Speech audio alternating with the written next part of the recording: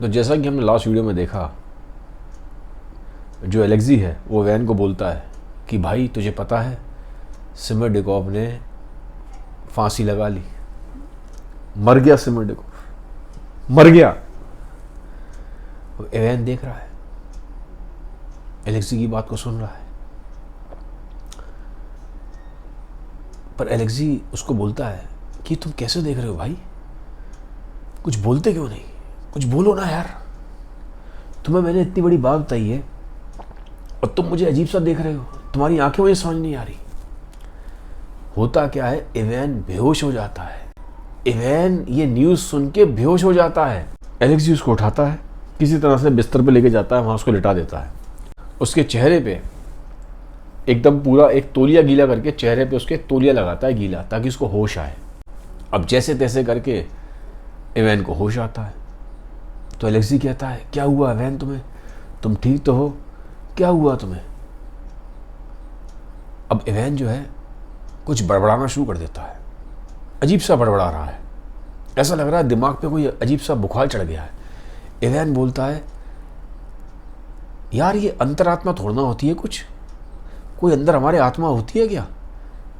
कोई है हमारे अंदर जो इस चीज़ को जज करता है कि क्या सही है क्या गलत है?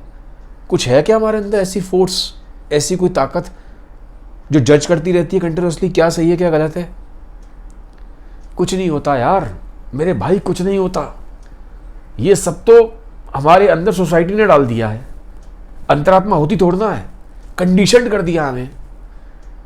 सही गलत कुछ नहीं होता। ये अंतरात्मा सिर्फ एक आदत है, आदत। क्योंकि हम बचपन से सुनते आ रहे हैं कि हमारे अंदर एक आत्मा होती है जो जज करती है क्या सही है क्या गलत है। सब बेकार की बातें हैं यार। ये सोसाइटी ने हमारे अंदर कंडीशन किया है, हैबिट है, आदत है। अंतरात्मा बड़बड़ा रहा है, दिमाग पे बुखार चढ़ा हुआ है। एलेक्सी कहता है, भाई कोई बात नहीं, तुम ठीक हो जाओगे, तुम अभी रिलैक्स करो यार, रिलैक्स करो। वो तौलिया पकड़ा उसने ठंडा, उसके माथे पे फिरा रहा है। तुम ठीक हो जाओगे भाई, तुम ठीक हो जाओगे। अब थोड़ा शांति रखो यार, थोड़ा कम बोलो, ठीक हो जाओगे, थोड़ा नॉर्मल हो जाओ। अब पहले एक दुख है, सिमरडेकोव मर गया, फांसी लगा ली, और तुम ये अपना बड़बड़ाना शुरू कर दिया। ठीक हो जाओगे भाई, ठीक हो जाओगे। एलेक्सी राहत दे रहा है। एवेन होश में नहीं है, कुछ भी बड़बड़ाता रहता है। फिर बड़ी मुश्किल से थोड़ी देर बाद सो जाता है। तो बेड पे लेटा है, सो गया है। बगल वाली जगह पे एक सोफा पड़ा है, लंबा सा सोफा है, उस पर आके एलेक्सी लेट जाता है, आंखें बंद करता है और प्रे करता है, सिमरडेकोव की आत्मा को शांति मिले और मेरा भाई एवेन, इसकी तबीयत ठीक हो, इसकी तबीयत ठीक हो, बड़ा परेशान है, इसके दिमाग को भी शांति मिले। तो एलेक्सी प्रे करके सो जाता है, वो भी सो जाता है। अब यहाँ पे सीन चेंज हो रहा है। सीन क्या है, आज के दिन डिमिट्री को कोर्ट में फैसला दिया जाना था कि क्या होगा फाइनली। क्या डिमिट्री को अपने बाप के कत्ल की सज़ा दी जाएगी? क्या अप्रूव हो जाएगा कि डिमिट्री ही असली गुनहगार है, या फिर एवेन पहुंच के बताएगा कि नहीं नहीं, जो कत्ल है वो तो सिमरडेकोव ने किया था, मुझे ये बात पता है और मैं भी शामिल था। क्या होगा? अब ये जो केस बना है ये पूरे के पूरे रशिया में फेमस हो गया है। दुनिया भर से, रशिया भर से लोग आए हैं देखने। जितनी भीड़ होती है उससे 10 गुना ज़्यादा भीड़ है कोर्ट में। बड़े बड़े पैसे वाले लोग, बड़े बड़े बिजनेसमैन, बड़े बड़े लॉयर, बड़े बड़े जज सब बैठे हैं। केस मामूली केस नहीं है, पूरे रशिया में फैल गया केस कि कोई बहुत बड़ा केस है, बहुत बड़ा केस। सब पहुंच गए। अब कमाल की बात है, एक चीज़ देखिए, इससे बड़ी कमाल की बात है, राइटर लिखता है कि जो मर्द पहुंचे हैं और जो औरतें पहुंची हैं, उन दोनों का जो रवैया है, जो एटीट्यूड है डिमिट्री की तरफ, वो डिफरेंट है। जो विमेन है उनको ये लगता है कि डिमिट्री ने मर्डर किया है, लेकिन उसके बावजूद भी वो चाहती हैं कि डिमिट्री को छोड़ दिया जाए, उसको उतनी सजा ना दी जाए, क्योंकि डिमिट्री को लेके एक सॉफ्ट कॉर्नर है। सॉफ्ट कॉर्नर क्यों है? क्योंकि डिमिट्री चार्मिंग है, उसकी पर्सनैलिटी को सीक्रेटली वुमेन एडमायर करती है, जाबाज है, रिस्क टेकर है, एक टिपिकल बैड बॉय वाली इमेज है, पैसा बहुत खर्च करता है, बहादुर है, फिजिकली बहुत स्ट्रांग है, लेकिन बच्चे की तरह रोता भी है। तो इमोशनली बहुत इंटेंस है, इमोशनली बहुत इंटेंस आदमी है। इमोशंस बिल्कुल ऐसे चलते हैं उसके, शू शू शू शू तूफान की तरह चलते हैं। और खाली इमोशन नहीं चलते, मैन ऑफ एक्शन भी है, जो वो सोचता है वो करता है। तो विमेन ऐसे आदमी को एडमायर करती है, करेज है उसके अंदर, डेयरिंग है, वो बैड मैन है पर डेयरिंग है, करेजियस है। तो इंटरनली एडमायर कर रही है, देखने आई है, चार्म है डिमिट्री का, क्रिमिनल बन गया बट फिर भी चार्म है। तो विमेन चाहती है कि सजा हो जाए लेकिन कम हो, इतनी ना हो, सॉफ्ट कॉर्नर है। तो पूरे रशिया से देखने आई है, और एलिट वुमेन है जो देखने आई है। अब जो उनके मर्द हैं, उनके हस्बैंड हैं या जो उनके पार्टनर हैं, वो डिमिट्री को लाइक नहीं करते, जेलस हैं। एक आदमी जो फिजिकली बहुत स्ट्रांग हो, जिसकी तरफ वुमेन बहुत अट्रैक्ट हो रही हो, उससे बाकी मर्द जेलस होते हैं, बिल्कुल होंगे, उसमें कुछ अलग है। तो बाकी मर्द उसकी प्रेजेंस में अपने आप को इंफीरियर फील करते हैं, तो जलते हैं। वो कहते हैं इसको तो डबल सजा होनी चाहिए यार, डबल सजा हो उसको तो मौत की सजा हो जाए। तो वो जेलसी की वजह से चाहते हैं ऐसा हो उसके साथ। तो एटीट्यूड अलग अलग है, औरतें एडमायर कर रही हैं, मर्द जेलस फील कर रहे हैं। तो लेकिन देखने सब आए, क्या होगा डिमिट्री का, देखो मजा आएगा, ड्रामा है, क्यूरोसिटी। अब डिमिट्री आता है, एंट्री होती है कोर्ट में, और ऐसे चल रहा है जैसे बहुत प्राउड से चल रहा है, एकदम सीना तना हुआ है, एकदम बिल्कुल चलता आ रहा है, ना लेफ्ट देख रहा है ना राइट देख रहा है, सीधे चला आ रहा है, और कटघरे में खड़ा हो जाता है। अब डिमिट्री को एक बात मालूम पड़ती है कि जो सिमरडेकोव है मर गया, ये बात मालूम पड़ती है। अब डिमिट्री वहां भी इमोशनली इंपल्सिव है, मर गया, अच्छा हुआ मर गया, कुत्ता मर गया ना, कुत्ता मर गया, ठीक है। सिमरडेकोव को कुत्ता बोल रहा है, और बहुत ही लाउड वॉइस है। डिमिट्री की जो आवाज है वो गर्जदार है, रोरिंग वॉइस है उसकी, हल्का फुल्का नहीं बोलता है वो, आवाज दमदार है। मर गया, कुत्ता मर गया, क्या फर्क पड़ता है, मर गया, अब ऐसे बोल रहा है सिमरडेकोव के लिए। अब वहां जज हैं, वकील हैं, वो कहते हैं अपनी लैंग्वेज पे जरा कंट्रोल करें डिमिट्री, अपनी आवाज पे जरा काबू करें, ये आपका घर नहीं है, कोर्ट रूम में खड़े हैं। तो अब जो उसका डिफेंस लॉयर है, डिमिट्री का भी एक लॉयर है, वहां दो लॉयर हैं, एक तरह से ग्रुप ऑफ लॉयर्स होते हैं। तो एक तरफ तो डिमिट्री का डिफेंस लॉयर है, वो कैटरीना ने अरेंज किया है, और एक तरफ उसका ऑपोजिशन वाला है, डिमिट्री के ऑपोजिशन वाला। तो जो डिफेंस लॉयर होता है वो कहता है डिमिट्री हमारा केस कमजोर पड़ जाएगा यार, ये सब बातें ना करो, ये इमोशनली बच्चों वाली बातें ना करो, थोड़ा सोच समझ के बोलो, ये कैसे वर्ड्स यूज कर रहे हो, कोर्ट में ऐसे वर्ड्स यूज करते हैं, थोड़ा दिमाग का यूज करो। अब धीरे धीरे कोर्ट में वहां विटनेस बुलाए जाते हैं, जो विटनेस है अब वो अपनी अपनी गवाही देंगे। सबसे पहले आता है ग्रिगोरी, फिडोर का नौकर ग्रिगोरी। अब ग्रिगोरी कहता है मैं इसके लिए क्या बोलूं यार, डिमिट्री के लिए मैं क्या बोलूं, इसको बच्चे की तरह मैंने पाला यार, इसको नहलाया है मैंने अपने हाथों से, छोटा सा था, इतना सा नहलाता था इसको मैं टब में से निकाल निकाल के, मैंने तो इतना सा देखा है, इसको नंगा देखा है, अब ये इतना बड़ा हो के सामने कटघरे में खड़ा है, अब मैं क्या बोलूं उसको, इसके लिए क्या बोलूं, मैंने पाला इसको अपने हाथों से यार, इसके बाप को तो परवाह नहीं थी, मैंने पाला है, क्या बोलूं उसको, अपने ही बच्चे के लिए क्या बोलूं, इसके सिर से जुएं निकाली है मैंने, सिर से जुएं निकाली हैं इसकी, आज ये दिन देखना पड़ रहा है, इसके लिए बोलूं। और इसने जज साहब मेरे सिर पे वो मारा था, वार किया था, लोहे का वो था मसाला कूटने वाला, उससे वार किया था, बताओ ये मिला है मुझे इसका रिजल्ट, इनको पाल पोस के बड़ा किया, और मुझे ही मारा। क्या बोलूं जज साहब, आप बताएं क्या बोलूं, क्या गवाही दूं यहां। अब डिमिट्री देख रहा है और उसको बड़ा गिल्ट फील होता है। वो कहता है, वहीं बोल देता है, ग्रिगोरी मुझे बड़ा दुख है, I am sorry, I am sorry, गलती हुई मुझसे, मैं शायद होश में नहीं था, मैं होश में नहीं था। और डिमिट्री बोलता है, गलती हुई पर मुझे खुशी है तुम जिंदा हो, मुझे खुशी है इस बात की तुम सही सलामत हो ग्रिगोरी, तुम सही सलामत हो। कंडीशन ऐसी बन गई कि मुझे वार करना पड़ा तुम पे, but I am happy that you are alive and please forgive me, माफ करें मुझे, ये बोलता है। फिर ग्रिगोरी चला जाता है, आंखों में आंसू है ग्रिगोरी के। एक सॉफ्ट कॉर्नर तो है ही डिमिट्री के लिए, पाल पोस के बड़ा किया है, रोता हुआ सा चला जाता है ग्रिगोरी। अब जैसे ग्रिगोरी जाता है तो जो डिफेंस लॉयर है डिमिट्री का, वो बोलता है, हम ग्रिगोरी की बात पे कैसे यकीन करें जज साहब, इसने शराब पी रखी थी ग्रिगोरी ने उस रात।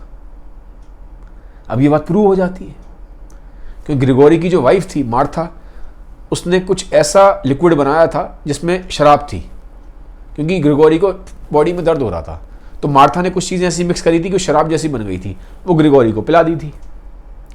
ये बात वहाँ मार्था आती है तो जो डिफेंस लॉयर है वो पूछता है कि तुमने ग्रिगोरी को क्या क्या पिलाया था, उसके शरीर में दर्द था उस रात, तुमने क्या क्या पिलाया। वो बताती है, मैंने ये मिलाया, ये मिलाया, ये मिलाया। तो निकल के आता है कि ये तो शराब बन गई। तो शराब के नशे में था एक तरह से, उसमें अल्कोहल मिली थी, तो ग्रिगोरी तो शराब के नशे में था, अच्छी खासी शराब पी रखी थी। तो ये बात प्रूव हो जाती है। तो डिफेंस लॉयर कहता है, जज साहब इतनी जितनी इसने शराब पी रखी है, इतने में तो कुछ होश तो ना रहता है आदमी को।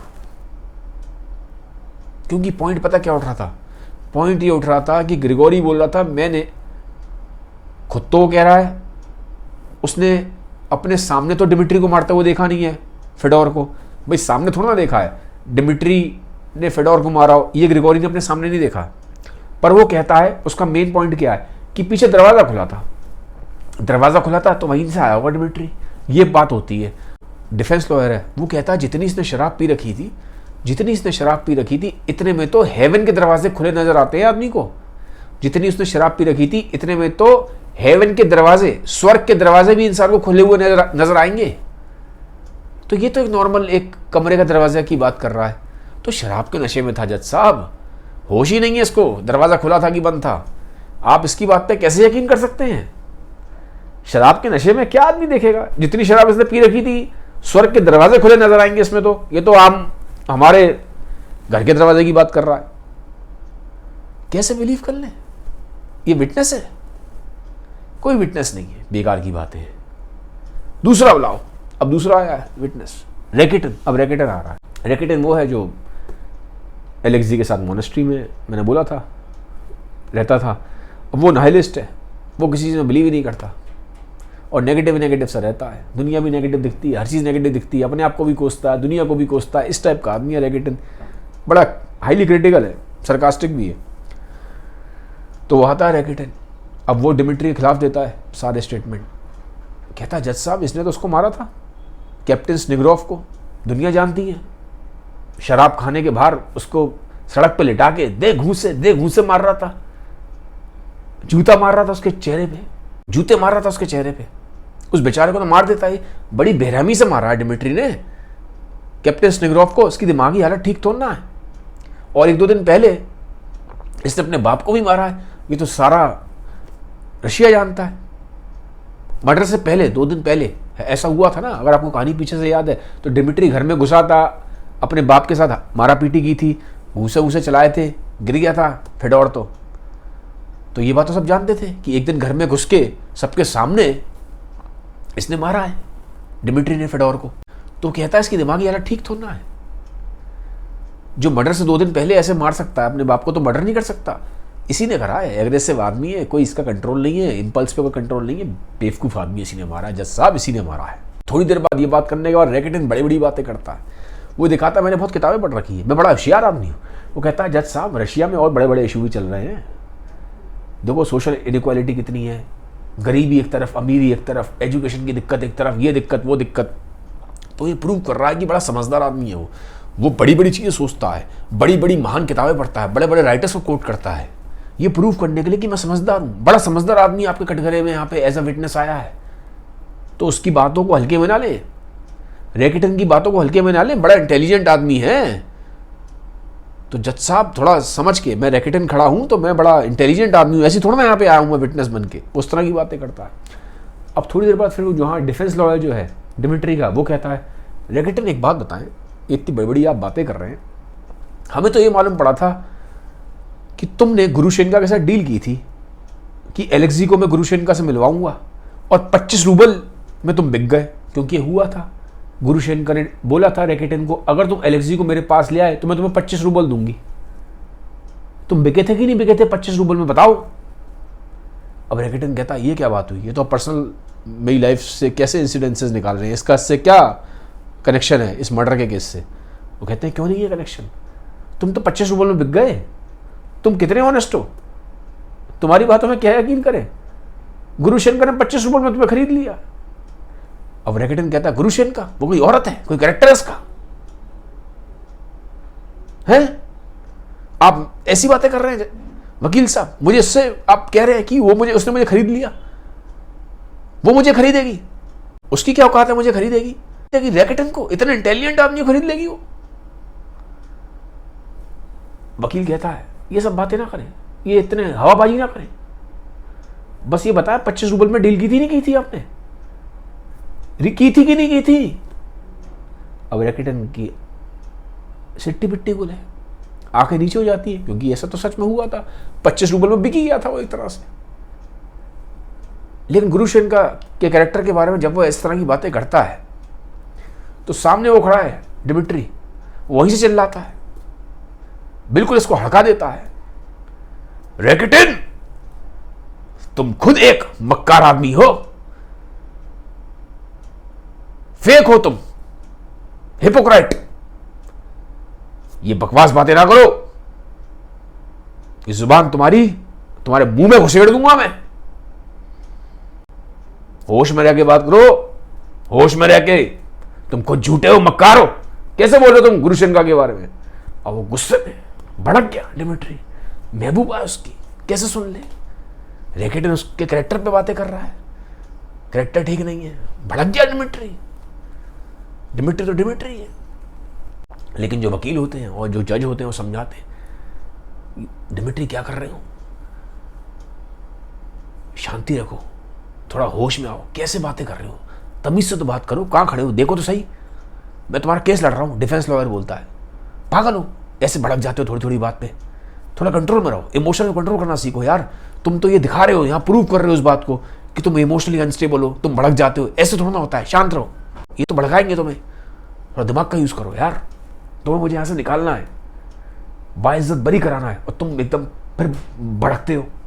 अब फिर बुलाते हैं कैप्टन स्नेग्रोव को, जिसकी मार लगाई थी डिमिट्री ने।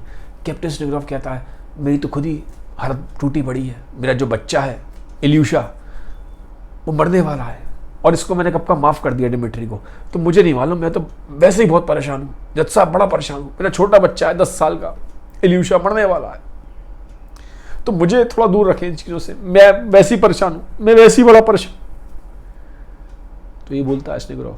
अब वहाँ जो बड़े लोग, बाकी जो इतने लोग हैं वो भी इमोशनल हो जाते हैं कि बचाओ यार, 10 साल का बच्चा है उसका, बेचारा 10-11 साल का था लड़का उसका, इल्यूशा, कहानी आपको पता है इल्यूशा की पूरी, जो मैंने आपको बताई थी।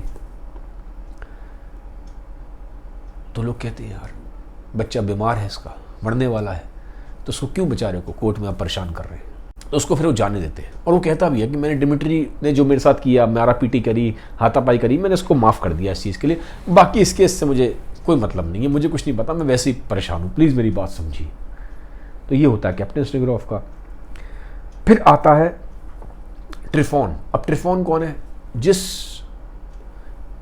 जगह पे डिमिट्री गया था, जहाँ पार्टी वार्टी की थी इसने, गुरुशेनका और सब जो उसके साथ के लोग थे, तो जो जहाँ पे गया था ना उस टाउन में जहाँ पे वो रुका था, जिस गेस्ट हाउस में वो रुका था, उसका ओनर है ट्रिफोन। अब ट्रिफोन कहता है कि डिमिट्री सही नहीं है, तो ये तो अय्याश आदमी है, ठीक थोड़ा ना आदमी है, ठीक आदमी नहीं है जज साहब, मुझे तो डाउट है इसी ने मारा होगा अपने बाप को। और आके इतने पैसे उड़ा रहा था, 3,000 रूबल उड़ा दिए। बताओ, 1 महीने पहले आया था फिर आ गया। मुझे तो सही लगा भाई साहब ये आदमी, हिसाब किताब सही नहीं है इसका। अब फिर जो डिफेंस लॉयर है वो आता है, वो कहता है अच्छा तुम डिमिट्री की बात कर रहे हो, हमें मालूम पड़ा कि जब डिमिट्री तुम्हारे यहाँ नाच रहा था, डांस कर रहा था उस रात, तो उसके 20 रूबल गिर गए थे। डिमिट्री की जेब से 20 रूबल गिर गए थे, तुम्हें वो 20 रूबल मिले, पर तुमने डिमिट्री को लौटाया नहीं, तुमने अपनी जेब में रख लिए, तुमने अपनी जेब में रख लिए। ट्रेफोन कहता है अरे नहीं नहीं, ये बात आपको किसने बताई? वकील बताता है वहाँ पे उस रात 2 पॉलिशमैन भी थे। पॉलिशमैन कौन से? वही एक तो गुरुशेन का गलावर जो 5 साल बाद आया था उससे मिलने, और एक उसके साथ उसका जो बॉडीगार्ड था। तो कहता है वो 2 पॉलिशमैन थे, उन्होंने देखा था, उन्होंने बताया मुझे। वकील ये बात बताता है। अब ट्रेफोन का जो चेहरा है शर्म से लाल हो जाता है। अभी तो इतनी बड़ी बातें कर रहा है डिमिट्री के लिए, 20 रूबल उसके गिर गए, अपनी जेब में रख लिए। तो वकील बोलता है जज साहब ये तो मक्कार हैं, ये ट्रेफोन विरफोन, क्या सी बातें सुनेंगे आप इनकी? हम इनकी बातों को कैसे माने? इन्हें ऐसा विटनेस हम बनाए? ये तो खुद मक्कार है, 20-20 रूबल जेब में रख के घूम रहे हैं, वापस भी नहीं करते, पड़े मिल गए इनको जमीन पे। तो 20 रूबल क्या होता है जज साहब? उसमें ही इनकी मक्कारी दिख रही है, तो क्या इनके स्टेटमेंट पे आप बिलीव करेंगे? तो जो डिफेंस लॉयर है वो बार बार ये प्रूव कर रहा है, जितने भी विटनेस आ रहे हैं जो डिमिट्री के खिलाफ स्टेटमेंट दे रहे हैं, उनका तो खुद का ही हिसाब किताब बिगड़ा हुआ है। फिर वो जो 2 पॉलिशमैन है उनको बुलाया जाता है कोर्ट में, वो भी ब्लेम करते हैं डिमिट्री को। अब वो तो करेंगे ही, क्योंकि जो उसमें से एक है वो तो गुरुशेनका का एक्स लवर है। वो बोलता है डिमिट्री तो सही नहीं है आदमी। अब इस पे डिफेंस लॉयर जो है वो बोलता है कि तुम डिमिट्री की बातें कर रहे हो, सही नहीं है, तुमने वहाँ पे गैम्बलिंग करी थी, और उस गैम्बलिंग में भी तुमने चीटिंग करी कि नहीं करी? तुमने इसके पैसे मार लिए डिमिट्री के, वहाँ पे भी चीटिंग करी तुमने। तो अब ये बात तो सच थी, चीटिंग करी थी उन्होंने। फिर दोबारा ये चीज़ प्रूव होती है कि जो डिमिट्री के खिलाफ एविडेंस दे रहे हैं उनका खुद का ही हिसाब किताब डामाडोल है। अब इसके बाद फिर विटनेस बुलाए जाते हैं डॉक्टर, 3 डॉक्टर बुलाए जाते हैं, जिसमें से एक डॉक्टर जो है वो 75-80 साल के हैं, वो काफ़ी बुजुर्ग हैं, काफ़ी एज है उनकी। तो वो बताते हैं, अब 3 डॉक्टर आएंगे, वो अपने अपने स्टेटमेंट देंगे। तो पहला डॉक्टर जो आता है वो बताता है डिमिट्री का दिमाग मुझे सही नहीं लगता, मेंटली अनस्टेबल लगता है। अब वो रीज़न देता है क्यों। वो कहता है बताओ, कोर्ट में आया, कोर्ट में इसने एंट्री करी। अब नॉर्मली ये वुमेन को लाइक करता है, और वुमेन लेफ्ट साइड पे बैठी हैं, तो अगर ये नॉर्मल स्टेट ऑफ माइंड में होता तो वुमेन की तरफ देखता, पर इसने वुमेन की तरफ देखा ही नहीं। ये तो पता नहीं बिल्कुल सीधे देख रहा है, ऐसा लग रहा है दिमाग थोड़ा इसका हिला हुआ है। अब ये स्टेटमेंट जो पहला डॉक्टर है वो देता है। फिर दूसरा डॉक्टर आता है, वो कहता है बात सही है, मेंटली तो मुझे अनस्टेबल लगता है, टेम्परेरी इंसैनिटी थी इसके अंदर, गुस्से में आया, रेज में आया, इसने अपने बाप का कत्ल कर दिया, क्योंकि इसका जो हिसाब किताब है, जो पैटर्न ऑफ बिहेवियर है, उसमें बहुत एग्रेशन और इमोशनली बड़ा इंपल्सिव है, मेंटली स्टेबल तो नहीं है ये। और टेम्परेरी इंसैनिटी की वजह से इसने अपने बाप का मर्डर कर दिया है। लेकिन खाली टेम्परेरी इंसैनिटी नहीं है, जो उसके हाव ताव है उसको देख के लग रहा है कि बहुत डीप में भी इसके अंदर एक पागलपन है, बहुत गहरे में भी इसके अंदर एक पागलपन है, जो कभी भी बाहर आ सकता है। It is not just about temporary insanity, he also holds the capacity for deep insanity, जो कभी भी बाहर आ सकती है। तो ये 2 डॉक्टर जो होते हैं ये तो कह देते हैं ये तो मेंटली अनस्टेबल है। लेकिन जो तीसरा वाला डॉक्टर है वो कहता है नॉर्मल है ये। वो कहता है डिमिट्री एकदम नॉर्मल था, ये तो उसने शराब बहुत ज़्यादा पी रखी थी, इसलिए इसने अपना होश खो दिया, अजीब से गुस्से में आ गया, इसीलिए मर्डर हुआ है, लेकिन वैसे ये बंदा नॉर्मल है। और वो कहता है कि जो पहले डॉक्टर आए थे कह रहे थे कि इसको लेफ्ट में देखना चाहिए था क्योंकि वहाँ पे विमेन बैठी थी, लेकिन वो एक बात बोलता है ये सीधे इसलिए देख रहा था क्योंकि सामने जजेस और वकील बैठे हैं, तो ये अपने केस को लेके सीरियस है, तो उस टाइम ये जजेस पे, वकील पे, उन पे फोकस करेगा जो सामने बैठे हैं, या फिर ये वहाँ बैठी हुई लेडीज़ पे फोकस करेगा? आप बताइए। तो ये जो स्टेटमेंट दे रहे हैं डॉक्टर, इसका कोई सेंस बनता नहीं। अब फिर जो पहले वाले डॉक्टर थे वो दोबारा आते हैं। अब वो, मैंने बोला उनकी एज काफ़ी है, 75-80 के आसपास है। अब वो एक बात बताते हैं, जज साहब मैं बचपन से देख रहा हूँ डिमिट्री को, बहुत छोटा सा था ये, इसके बाप को तो परवाह थी नहीं, उसने तो ग्रेगोरी के पास छोड़ दिया था। तो एक दिन मुझे मिला था, छोटा सा बच्चा था उस टाइम, 7-8 साल का। तो मैंने ना इसको वो दिए लाके नट्स, 1 पाउंड ऑफ नट्स। मैंने ना इसको आधा किलो नट्स दिए, नट्स जैसे कि बादाम, अखरोट, इस टाइप का। वो कहता मैंने आधा किलो नट्स दिए इसको। खुश हो गया। क्योंकि अब खुश क्यों हो गया? क्योंकि नौकर पाल रहा था, तो नौकर भाई कितना अपनी तरफ से खिला सकता है। तो कोई बच्चा है छोटा 8-9 साल का, उसको कोई आधा किलो पैकेट दे दे, मान लो बादाम का, तो कोई बादाम का पैकेट उसको दे देगा तो वो तो खुश हो जाएगा ना। उसने ऐसे गिफ्ट देखे नहीं थे कभी बच्चे ने, तो खुश हो जाता है। तो बताता है कि मुझे इस बच्चे की हालत देख के बड़ी दया सी आई जज साहब, और ये जब भी मुझे उसके बाद मिलता था ना तो बड़ा खुश होता था, और मुझे याद करता था कि ये तो वही अंकल है जिन्होंने मुझे बादाम दिए थे, जिन्होंने मुझे नट्स दिए थे। अब एक दिन की बात बताऊं, करीबन 20-25 साल बाद वही छोटा सा बच्चा जब वो बड़ा हो गया, जब वो डिमिट्री बन गया, फिजिकली स्ट्रांग हो गया, एक दिन घर पे आया मेरे, और इसने ना मुझे गले लगा लिया। मैं पहचान नहीं पाया। मैंने कहा कौन?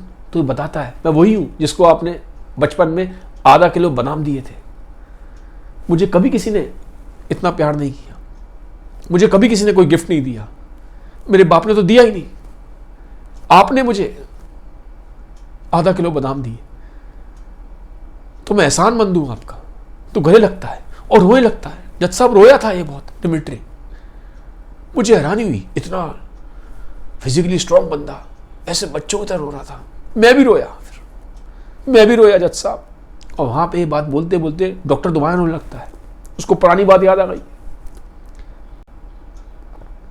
अब डिमिट्री वहां सामने खड़ा है, डिमिट्री भी रोने लगता है कोर्ट में, उसको भी वही बात याद आ जाती है। वो कहता है मैं अभी भी एहसानमंद हूं तुम्हारे आधा किलो बादाम का, मैं अभी भी एहसानमंद हूं तुम्हारे आधा किलो बादाम का, डॉक्टर साहब मैं अभी भी एहसानमंद हूं। रोने लगता है, डॉक्टर भी रो रहा है, डिमिट्री भी रो रहा है। तो बड़ा इमोशनल इंटेंस मोमेंट क्रिएट कर दिया है डॉस्टोवस्की ने।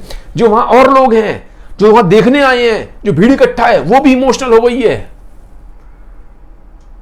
हल्के हल्के आंसू सबकी आंखों में। अब यहां पे एंट्री होगी कैटरीना की और एलेक्सी की। यहां से एक बहुत बड़ा चेंज आएगा। मिलते हैं अगले वीडियो में। Thank you.